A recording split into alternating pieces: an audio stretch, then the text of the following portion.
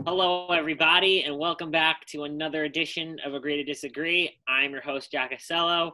With me, as always, is Aiden Shard, Noah Schwartz, and Dean Gutic.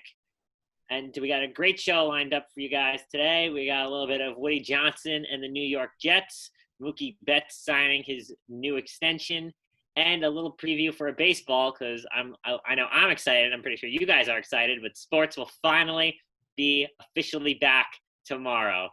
All right, let's get right into it. We will start with Woody Johnson and the New York Jets. So Woody Johnson was a representative for the President of the United States for the something in UK. I don't remember the exact thing. And he made some remarks that were described to be sexist and racist. And people are potentially calling it a Donald Sterling situation right now for the Jets, especially also players on the Jets have voiced their opinions. Jamal Adams tweeted out, "What's wrong? It starts at the top. What's right is right, and what's wrong is wrong." So Noah, I'll start with you since you and I are the Jet fans. What do you think of the situation? Well, look, if this turns out to be the type of Donald Sterling situation where these comments that he allegedly made are actually true, then yeah, I don't see how you don't make some sort of a move as the NFL to eliminate the Johnson brothers from the New York Jets ownership. I mean, look, they're not a good owner. They're not good owners, as we know, but now they have something against them that could make them, basically worthy of being kicked out of the league. And essentially that's what could happen here. Now, the Jets, unfortunately, supported Woody in their comments, basically saying that throughout his 20 years of ownership, he has demonstrated himself in a manner that is, respectful and agrees with the NFL's values and morals. So they didn't take a stand against their owner in the official response that they put out maybe an hour or so ago. So that was kind of disappointing to see because I thought maybe they would really take a stance against him. It doesn't look like they're going to do that. We'll see what plays out. But so far, the United States and the UK and the Jets have all supported Woody. So maybe this is just nothing, but I really hope it turns into something because new ownership with the Jets would be pretty great, just as new ownership with the Mets would be pretty great. And we may get into that later when we talk about some baseball. No, I definitely agree with you. I mean, as of now, it's just,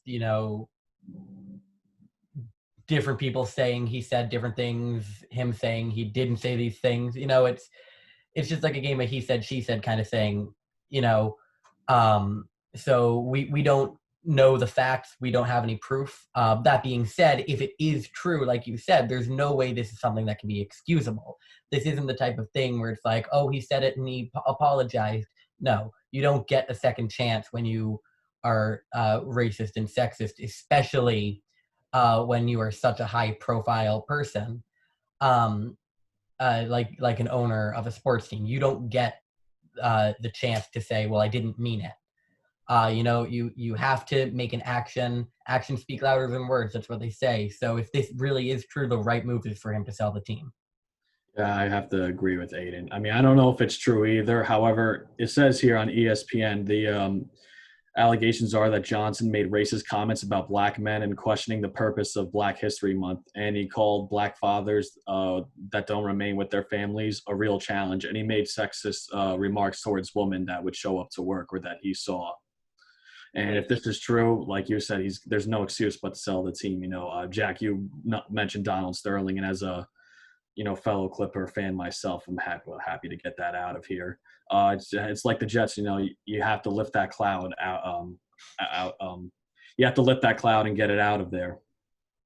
Yeah, I completely agree with you. I think it definitely shows a bad image if you support this. And also, it's like the Jets, for pretty much ever since pretty much the Johnson brothers took over, the Jets have been one of the few teams in the basement in the NFL. They've not had much success under them.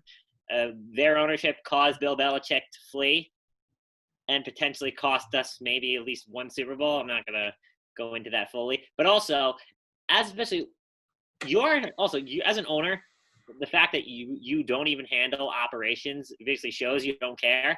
And also, but you're also representing the country when you say this, when you're working for the president's staff. So this is more than you're just representing your organization. You're representing this country. Do you really want to show that example? And also, why is the country and the president supporting this? I really don't understand that. Why are they backing him? That makes no sense to me. Well, Jack, I was going to just follow that up and say this. Look, the NFL 4 years ago when Colin Kaepernick started this with all the kneeling, the NFL really didn't support him, right? Goodell made him look like public enemy number one to the league. Now they've changed their tune. Now they're supporting the kneeling, they're supporting protests, all that stuff. And it seems like for a president who really doesn't support that Black Lives Matter organization, movement, all that stuff in any real way, and as someone who works for the president, it would seem like his values and morals go against that of the NFL's as the NFL moves away from the values that President Trump obviously would hold. So it would seem like the NFL is moving away from that, and Woody Johnson is sticking with the president. And it just doesn't seem like there's a way for those bridges to come back together. It just seems like there's too big of a rift. And on top of that, the players clearly, as they expressed today, want him gone. And I think the NFL is trying to move into a new era where it's much more player-driven, right? About players protesting and making their voices heard. It's all about player movement now. We see trades, free agency. And so I think the Johnsons, maybe it would be best for them to move on just because the way match with the way the NFL does and its players do at this point. So, maybe it is just best time to move on, and now is a chance for them to do it and get out of the league. Yeah, I agree. Jamal Adams needs to keep speaking up. Sam Darnold, I'd like for you to get in there and join him and force him out. I think and speaking as a fan, I absolutely want this to happen. Get out of here. Never come back, the Johnson brothers. And hopefully we can get it turned around. Noah, potentially you and I, we always used to, back in the door, we'd always say we want all the owners gone. Yeah, it's going to be 2 for 3. I mean, here's the thing with the my apologies, Noah. Go ahead, Dan. Here's the thing, though. 2 things with the Jets. Getting rid of Woody Johnson, who has been, in my opinion, a crappy owner for the Jets, is a great thing. I mean, look at the Redskins, who do need a change, like them as well. Dan Snyder. I believe a rebrand for the Jets would be huge at a time like this, and I believe a tough change for the Jets and a rebrand would be great for them. And 2, Jack, you mentioned. Or Noah, you mentioned Woody Johnson being a representative of the country. It gives off a wrong image, a wrong message of the Jets and this country itself. Yep. Now, do you guys think it would be the best thing for the league? Because I think, just in its PR standpoint, it just would really be horrible to take action against 2 of your most prominent owners, both on the East Coast, both hold significant, value with historical franchises. To potentially act upon 2 owners in your league, first being Daniel Snyder and then being Woody Johnson, relatively at the same time. I mean, we saw all the stuff that happened with the Redskins recently. Now the Jets, they just kicked out Jerry Richardson a few years ago with Carolina. I mean, that's a lot of owners that you're saying goodbye to in a relatively short span. I don't think that it's something that they're going to do unless they have a hard reason to go after the owners themselves. Like we said with Woody, if there are more facts, if there are undisputable claims, then that's something to be said. And in terms of Dan Snyder, I wasn't able to read the article since I don't have access to the Washington Post, but I do have. I was able to read some recaps of it. From what I could tell, Dan Snyder was not mentioned to be one of the people accused of these. People working for the Redskins. Yeah, but he's the owner. He oversees everything. I don't know how that can be an excuse. So, but he wasn't specifically accused, which I think the NFL could use as a reason to be like, well, we can let it slide for him. That being said, I think he needs to take responsibility for that, and that he let this happen under his leadership, whether he knew about it or not. He let it happen, and that is disgusting. It's terrible. It's something that he should take the initiative on his own to become maybe not sell the team as a whole, but get rid of the majority stake. Yep. Yeah, those are all interesting points. It's just it's so crazy how there's no sports going on right now, and instead all the NFL news is just coming out of these front offices and ownership groups where scandal after scandal. First Daniel Snyder, and then the Redskins are going to change their name. Now the Jets. It's a lot for the NFL to deal with in a short span of time.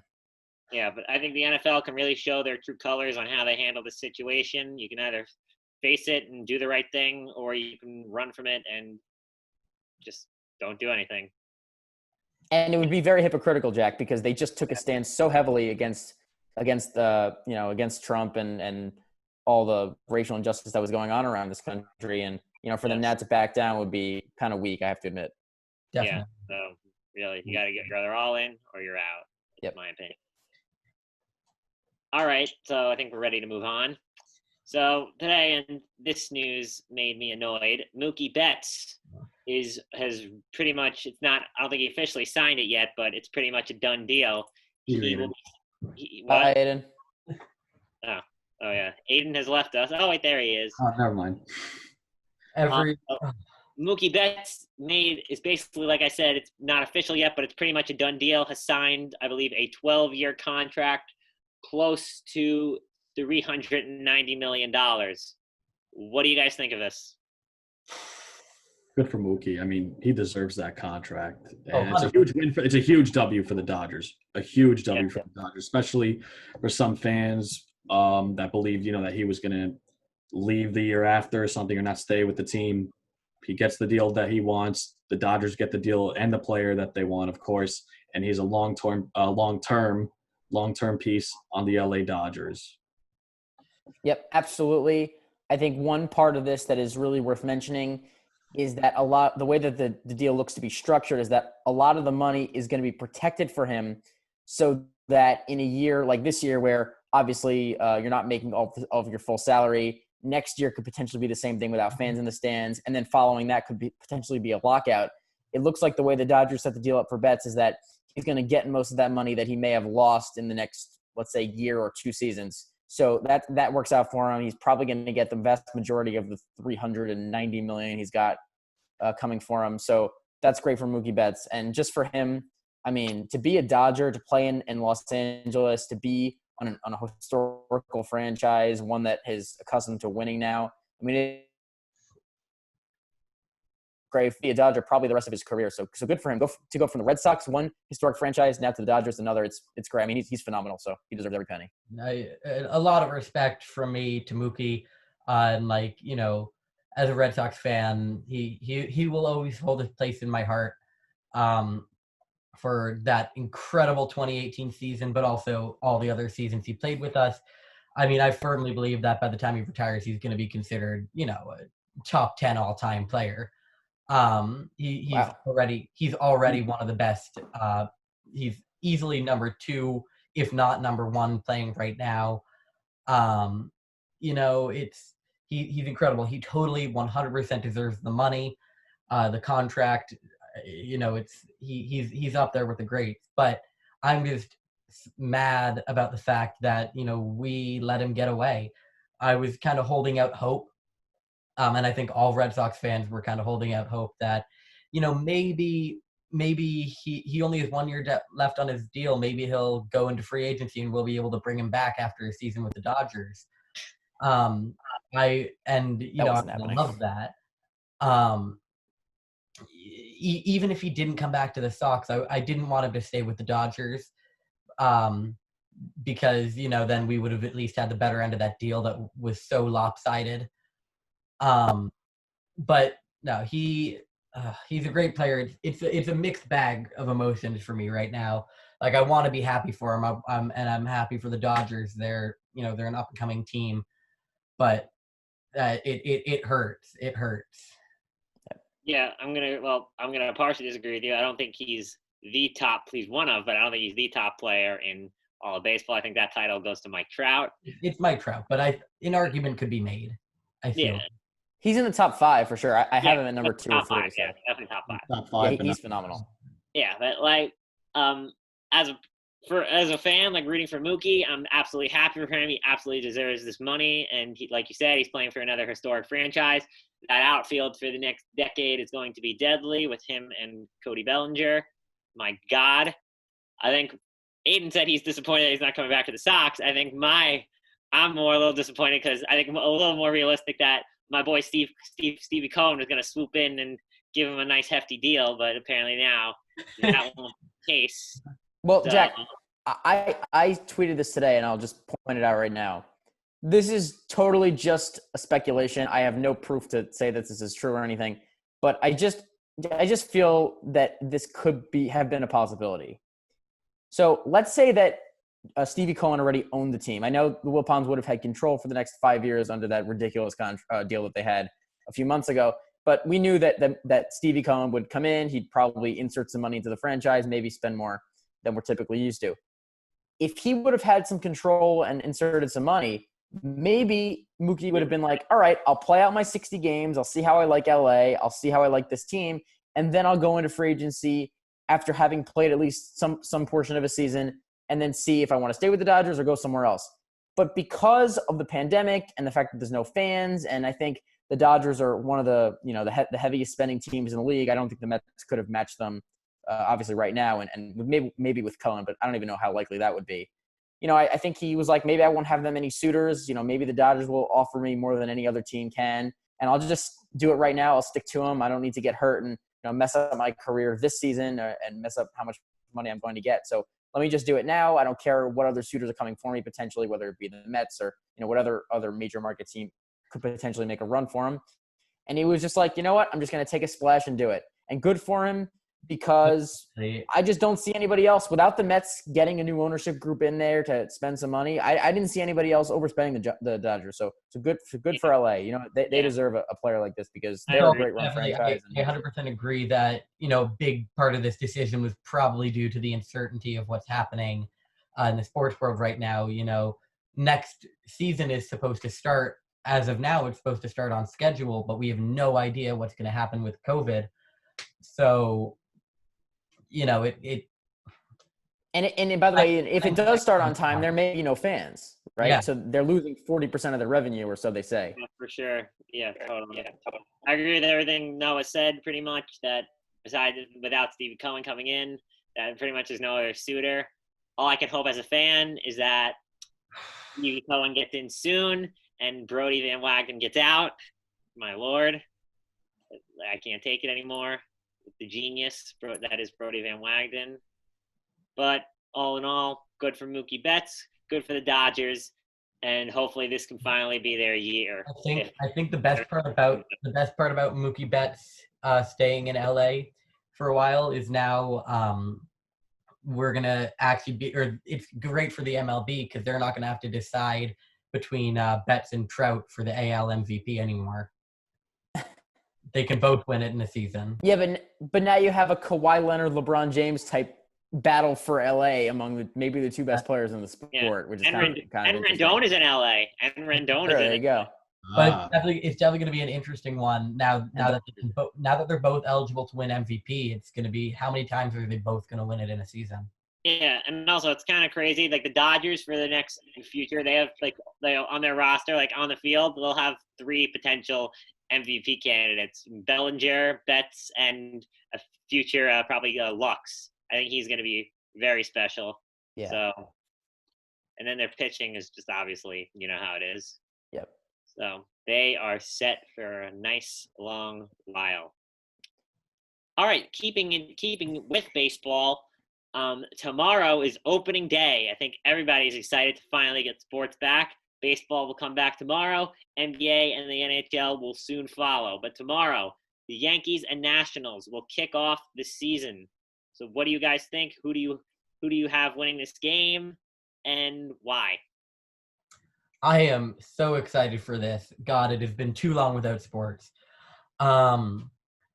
It's going to be a good game. It's going to be a close game. The Yankees have improved in the offseason. The Nationals, they haven't regressed, but they lost Rendon. He was a key part of their success last year. So I think it's going to be good. It's going to be a great pitching matchup. We're going to see Scherzer versus Cole. My personal pick, and I know I'm a little bit biased here, I'm going with the Nats. I do think that they're a little bit more of a well-rounded team. We saw that in their in their World Series win. I mean, they don't really have a single weak spot. And I think they all believe in themselves. They have the momentum, and that's gonna be a key here, especially in this crazy season. Go ahead, Dean. Aiden, as long as you don't give me the middle finger for this one like you did last time, you can do it. Go ahead. I want to hear what you want to say first. Okay, that's fair. This is a PG show, guys. Hey, man, there's kids that watch this show. Anyways, I got the New York Yankees, unfortunately. I am rooting for the Washington Nationals to win, of course. Well, because why would I root for the Yankees? I know Aiden knows the same thing. I think the Yankees are another well-rounded team. I think the Yankees are a very strong team, a strong roster, and I think they're going to look to make an impact right away. But what intrigues me is the pitching matchup, Scherzer versus Cole, and just, how many strikeouts are there going to be? I think that's going to be the most interesting part about this matchup. We're gonna see a lot. I wonder what the over and under is for strikeouts. But mine would Probably be about like 20-ish. No, maybe not 20. I'd put 17. 17 is, I think, a good over under. What would you guys take on? I would say probably over between the two starting pitchers. I would say 18 would be the number I would look at. You'd take over. 15. Yeah. I'd go over as well. Yeah. That's a good bet. I'll just go quickly. I'll take the Yankees. I think even though the game's in Washington, obviously home field advantage means nothing anymore for this year at least. And look, Garrett Cole signs this huge contract. He plays for the single most iconic franchise in the sport. And I think a lot of fans are just looking to see what kind of show this guy will put on for us in his first Yankee start. I think he's going to do really well. And I'll just take the Yankees in a close game, probably maybe 3-2, 4-3, something like that. Should be exciting at the end. And, of course, it's ESPN, so should be a good matchup on national television. And then the next day, all the other teams play. So let's get right into that as well. I think there's two games tomorrow. But oh, right. Giants, Dodgers. I forgot. Yep, yeah, but you're right. Going with the Yankees and Nationals. This is a tight game. I hope this game ends in I hope they both lose because I hate both these teams. I hope they go like 80. Nationals. I hope they go – they're a division rival. Oh, right. I forgot you're a Mets fan. I hope this game goes like 80 innings and every player has to retire because like they took so much. But no, I'm going to go – the Yankees are going to win this one overall. I think their roster just has too much talent. I think Garrett Cole is definitely going to put on a show, and especially after – the way for him personally that he went out in that World Series. Look, AJ Hinch not putting him in when you could tell he was so angry about that, and he desperately wanted to go in and they didn't let him. So I think he is going to want some revenge. They cost him a ring, so I think that's going to be a motivational factor. Also, I think the Yankees just have a lot more bats, and I think their bullpen is way better. So I think all advantages go for the Yankees. This was their year where they believe they can go all in, especially with some suspensions to the Astros. I think they finally feel like this is their year to get over the hump. You're not even going to win the division. Yankees? Yeah. Well, I mean, Tampa Bay is really good, but they should win the division. I think the Yankees are the best team. I'm not talking about the Rays. But... Duh. I think the Yankees are the best team in the American League. That's my opinion. Yeah, so do I. All right, do you guys want to do awards predictions? I always love doing these. We could just do them quickly. I got a quick question before we go into that. Okay. So excluding Yankees Nats and excluding your team's opening game, what opening weekend game are you most excited for, or opening day? So tomorrow or Friday?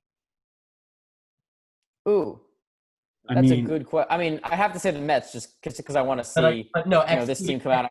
Excluding your team and the Nats Yankees game.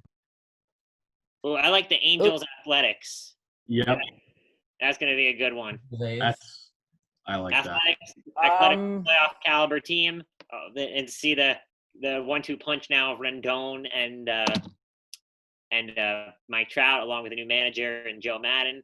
I think they got a lot. Look, the lights will be bright for the Angels this year, and I'm excited to see it. I would take actually Minnesota against the White Sox. Minnesota won the division last year with 100 games. They won 100 games, but the White Sox this year, they're quickly coming. They've got a lot of young bats. They added some pitching this offseason, including Dallas Keuchel. So I think they're a good roster. They're definitely going to be improved this year. I think they're going to make a potential run for the postseason, be a wild card team potentially. So I like that game. But overall, it should be a great slate of opening day games. My personal pick, I love both the ones you guys said, but I would have to go probably with Braves Mets. I'm definitely excited to see that game. Both teams have a very up and coming roster. Yeah. They're definitely both prepped to win the next few seasons, and this is their time to shine. Their time to see if they really can. I'm excited to see that. Yeah. Go, man. All right.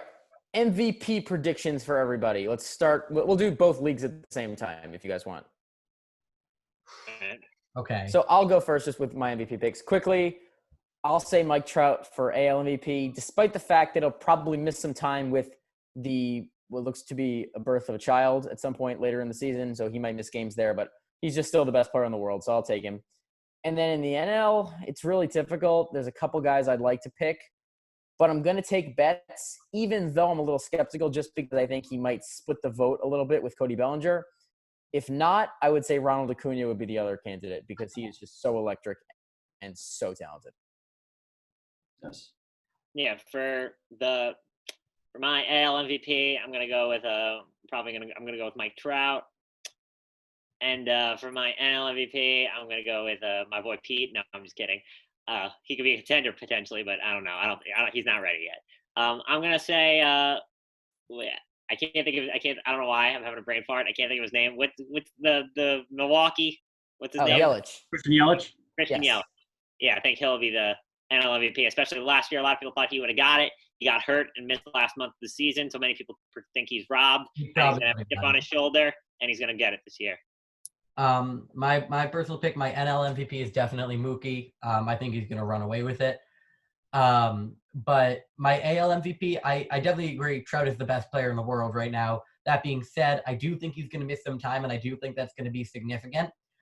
So I'm going to go with the other Angels player. I'm going to go with Rendon as a little bit of a dark horse. I think he's going to have a killer season. I like that. I like that. For AL, I'm also going to go Mike Trout.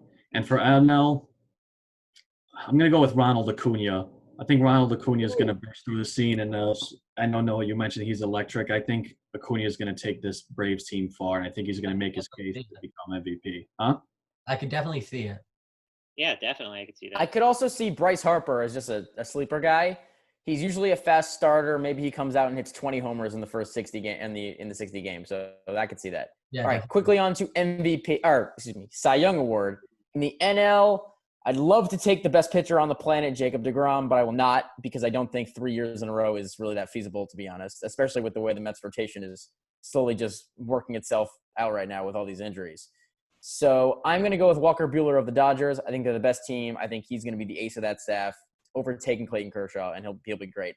And then in the AL, I think Garrett Cole's got to be the favorite. I mean, Justin Verlander's phenomenal too, but Cole with the Yankees on the best team probably. There you go. Jaden? Me? Oh, I definitely agree. AL, I hate to say it, but it's probably going to be Garrett Cole. NL, I'm going to go for the three-peat. I'm going to go with DeGrom. He's won it the last 2 seasons for a reason. I think he can do it 3 in a row. Yeah, I'm going to say Noah is a Met fan, especially when he's the best. You got to stay loyal to your guy, even though it's only probably going to be like 12 starts if not holding injuries. I got to go with my boy, the best pitcher on the planet, Jacob deGrom. He's going to go for the three-peat. I think he's going to get it. And in the AL, like Noah said, I'm going to go with Garrett Cole. Last year, I honestly thought he deserved it over Verlander. I think most people were surprised that Verlander got it, even though obviously he deserved it. I just think Garrett Cole was more deserving of it. And if I didn't have to say Garrett Cole, I would probably say Verlander is my other guy. That's just For AL, I'm going to go with Garrett Cole, unfortunately. And for NL, I'm going to go with Walker Buehler as well. Dean, you and I agree on a lot of these things. Actually, I want to change one The of my. last one for NL, you said Mookie Betts, right? Oh, right, true. 3 or 4 of those pretty good. I want to change one just for Dean. I want to change one of my MVP votes. Chris Davis is obviously going to be. Wait, which Chris Davis? Which Chris Davis? The one on the Orioles. With the C, not the K. C. All right. And then last award we'll do, I mean, there's a few others, but we'll just do this one. Let's try Rookie of the Year. I mean, I know there's a lot of candidates that could potentially come out and win. I couldn't name a rookie off the top of my head. Yeah, neither can I. It's so much harder in the MLB when they spend time down in the farm system. They don't come instantly to the league. True. All right, so for me, I would just pick it quickly. Luis Robert, just watch out for him. He's going to play in the outfield for the Chicago White Sox in the AL. He should be pretty great. And then in the NL side, Jack, you mentioned it before, Gavin Lux. I mean, He's still technically a rookie. Yeah, he's going to start the year in the minor leagues, but once he comes up, I don't know how teams are going to get that lineup out, and he's just going to be one hell of a piece in the middle of it. So I'll take Gavin Lux. Yeah. All right. Gavin Lux. Cool. That sounded pretty great. All right. What do you guys think? Who do you think is going to be like the reliever of the year? That's an interesting one. Oh, Josh Hader for sure. Hader. I No faith in Ed Luz. No faith in Ed Luz. No, yet. I do not think Edwin Diaz will be the Ed Luz. I wish he was, but maybe Seth Lugo will win it. Worst trade in history. One of. Yeah. We gave All up. right, should we move on to? Yeah. Should we move on to winners and losers just quickly? Let's go. For Yeah, sure. All righty. Aiden, you can go first. So my winner of this week is just it's kind of like a concept. It's kneeling for the anthem. Because we saw with some MLB exhibitions this week, a lot of players were kneeling. And in addition, the MLB Twitter account was pretty active in supporting those players, saying, we agree with them. You know, if I can, I'll put them up on the screen so you guys can see. But, you know, that was huge, especially with what's been happening in the NFL, where it's been a massive issue over the past 4 years. It's great to see that some leagues are really letting the teams and the players do it. And I think that's great news for the NFL, where I think there's going to be a ton of players kneeling. Yeah. And Dean. My loser of the week. This is going to hurt you guys as much as this hurts me. Division III college sports in the fall. Ithaca announced today, and I hate. Cortica Jug. Cortica is already canceled. I really hate Empire 8 canceled. But we don't have the Cortica Jug, and D3 sports in the fall suspended. And damn, I was looking forward to Ithaca owning Cortland again this year. Excuse my French. We probably own Cornell as well. Yeah. Mm-hmm. Their football team sucks. Well, Ryan Fitzpatrick's coming in. I know I texted you guys that yesterday. That was so funny. That was so Journeyman. For our viewers, I was looking through the 2024 class of Ithaca Facebook chat just to see some of the kids that would be entering school this year. And one of the new students is named Ryan Fitzpatrick, just like the quarterback from the Miami Dolphins. From I sent it in our chat. So I said, maybe he's going to be the next Joe Germanario, Ithaca's quarterback from last year. And that coming from Miami as well. How creepy is that? Yeah. Breaking news. Ryan Fitzpatrick has entered the transfer portal. You better be our starting quarterback. We're calling on you now. We will recruit you for the show next year. We will do a guest interview with you, asking how many times you've been asked if you have a big beard and went to Harvard. Please wear that Miami Vice outfit you took from Deshaun Jackson again, please. Thank you. Yes. All right. For me, my loser is New York Mets fans and this starting rotation. It really has gotten pretty ugly if you're a Mets fan today. Marcus Stroman, our number 2 starter, after Noah Syndergaard was already hurt, so he was really our number 3 starter. He tore a muscle in his leg today, and he will be out. He is week to week, apparently, and if you tear a muscle in anything, that sounds like a pretty major injury, so I don't know when he'll be back, if he'll be back. And if he didn't throw a pitch all season in a 60-game year, I would not be surprised. He may never throw another pitch as a New York Met. And then add that into a little minor injury for Jacob deGrom that he suffered from last week, injury to Syndergaard, as I said. And then Rick Porcello has been in and out of some of these simulated games. Michael Wacha hasn't thrown a whole lot. So not a lot of pitching depth. I mean, even Walker Lockett, the additional starter that they just kept on the roster, he's on the DL now. So a lot of uncertainty regarding the Mets starting rotation. And when you're 2 days away from opening day, it is not good to not know who your best pitchers are. No, stop making me cry. It's horrible. My winner. I'm in a pretty similar situation, Noah. The Sox pitching just. Yeah. Going into this, you guys aren't going to make the playoffs this year. We had legitimate hopes to be Hey, good. We're winning the And I division. hope we are. So this anyway, offseason, I felt so good about our starting rotation. We had like 5 solid guys, and we were going to have a 6th, like in Waka or Porcello, whichever way they wanted to go. But anyway, back to my point. My winner is potentially Jet fans, because this could be a way to get Woody Johnson out and get a new owner who can hopefully put us on the right track. I always say this, and the Clippers are a good example of this. It all starts at the top. Steve Ballmer came in, they turned it around, and this year they're going to be champions. That's Yep. I don't know about that. I think there's some 35-year-old man who's coming for that. So I don't know. I'd watch out if I were you. You see them today? They look pretty good. Joakim Well, we'll see Noah. what LeBron does tomorrow. That'll be pretty ridiculous, I have to admit. Yeah. All right. Well, this has been another episode of Agree to Disagree. Go check out 1306 Sports on Instagram at 1306 Sports. I'm Jack Casello. With me, as always, is Aiden Shard, Noah Schwartz, and Dean Gudick. This has been Agree to Disagree. See you guys next time.